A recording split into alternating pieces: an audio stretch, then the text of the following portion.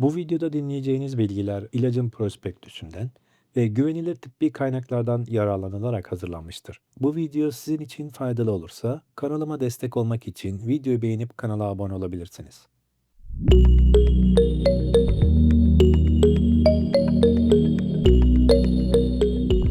Endokrin sistem ilaçları grubunda yer alan Ozempic, içerisinde 1 miligramlık enjeksiyonluk çözelti içeren, kullanıma hazır tek bir kalem halinde sunulmaktadır. İlacın etken maddesi semaglutittir. İlacın yardımcı maddelerin listesi videonun son bölümünde yer almaktadır. Ozempic nedir, niçin kullanılır? Ozempic tip 2 diyabetli yetişkinlerde yeterli kan şekeri kontrolü sağlanamadığında diyet ve egzersize ek olarak kullanılan reçeteli bir ilaçtır. Metformin kullanımının uygun olmadığı durumlarda tek başına veya diğer diyabet ilaçlarına ek olarak kullanılabilir.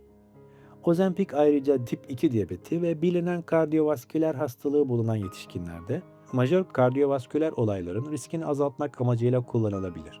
Ozempic'in etken maddesi olan semaglutid, GLP-1 adı verilen doğal bir hormona benzer şekilde etki gösterir.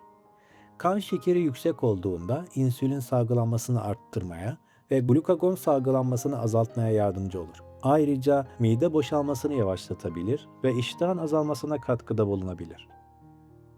Ozempic nasıl kullanılır?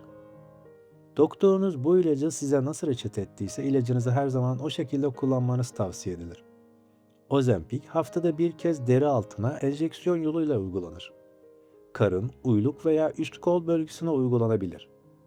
Damar içine veya kas içine uygulanmamalıdır. Günün herhangi bir saatinde yemeklerle birlikte veya yemeklerden bağımsız olarak uygulanabilir.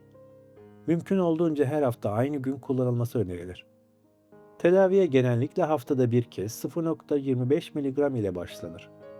4 hafta sonra doz haftada bir kez 0,5 mg'a çıkarılır. Kan şekeri kontrolü yeterli değilse doktorunuz en az 4 hafta 0,5 mg kullandıktan sonra dozu haftada bir kez 1 mg'a kadar arttırabilir. Haftalık maksimum önerilen doz 1 mg'dır. Doktorunuz önermediği sürece dozunuzu değiştirmeyiniz. Ozempic'i her gün kullanmayınız. Bir dozu unutursanız ve unutulan dozun üzerinden 5 gün veya daha az zaman geçtiyse hatırladığınız anda uygulayınız. Ancak 5 günden fazla zaman geçmişse unutulan dozu atlayınız ve bir sonraki dozu normal gününüzde uygulayınız. Unutulan dozu telafi etmek için kesinlikle çift doz uygulamayınız. Ozempic çocuklarda ve 18 yaşın altındaki ergenlerde önerilmemektedir. Ozempic'i kullanmadan önce bilinmesi gereken hususlar ise şunlardır. İlacın etken maddesine veya yardımcı maddelerden herhangi birine karşı bir alerjiniz varsa bu ilacı kullanmayınız. Daha önce pankreas iltihabı geçirdiyseniz, Ozempic kullanmadan önce mutlaka doktorunuza bilgi veriniz. Şiddetli ve sürekli karın ağrısı yaşarsanız derhal doktorunuza başvurunuz. Bu durum akut pankreatit belirtisi olabilir.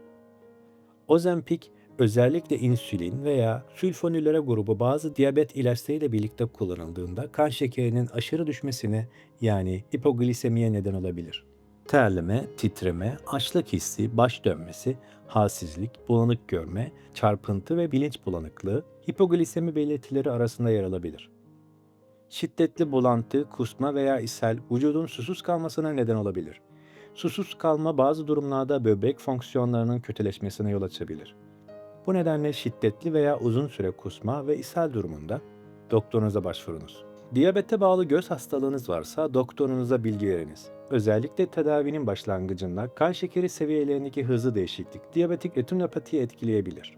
Ozempic kullanırken safra taşı veya safra kesesi iltihabı gibi safra kesesi sorunları ortaya çıkabilir.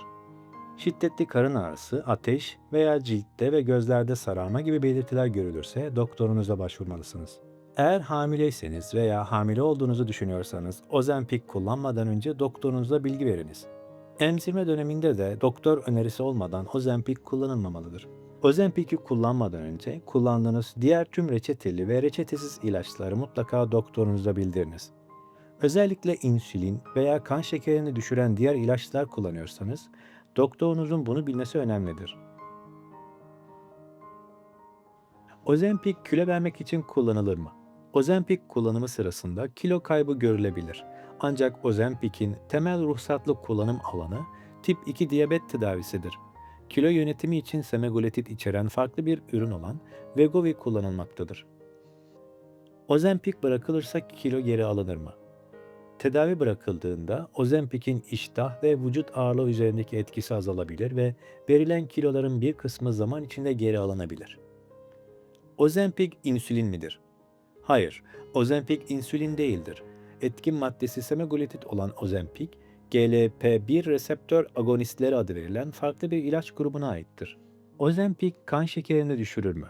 Ozempic, insülin veya kan şekerini düşüren diğer bazı ilaçlarla birlikte kullanıldığında hipoglisemi riski artabilir. Ozempic'i kullanırken ameliyat olunabilir mi?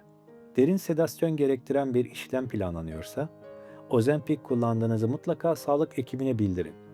Ozempic mide boşalmasını yavaşlatabildiği için anestezi veya derin sedasyon sırasında aspirasyon riski dikkate alınmalıdır. Ozempic nasıl saklanır? Kullanılmamış Ozempic buzdolabında 2 ile 8 derece arasında saklanmalıdır. İlaç dondurulmamalıdır. Dondurucu bölümünden uzak tutulmalı ve ışıktan korunmalıdır. Kullanılmaya başlanan kalem 30 derecenin altındaki oda sıcaklığında veya buzdolabında 2 ile 8 derece arasında 6 hafta boyunca saklanabilir.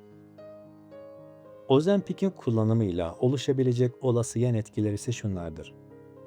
Ozempic kullanırken en sık görülen yan etkiler bulantı, kusma, ishal, karın ağrısı ve kabızlıktır. Bu yan etkiler özellikle tedavinin başlangıcında veya doz arttırıldığında daha sık görülebilir. Baş ağrısı, baş dönmesi, yorgunluk ve enjeksiyon bölgesinde reaksiyonlarda görülebilir.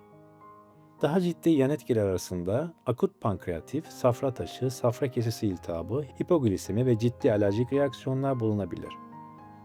Bu video sizin için faydalı olduysa destek için videoyu beğenip kanala abone olun. İlaç kullanımı ile alakalı görüşlerinizi ve deneyimlerinizi yorum bölümünde paylaşın. Sağlıklı günler dilerim.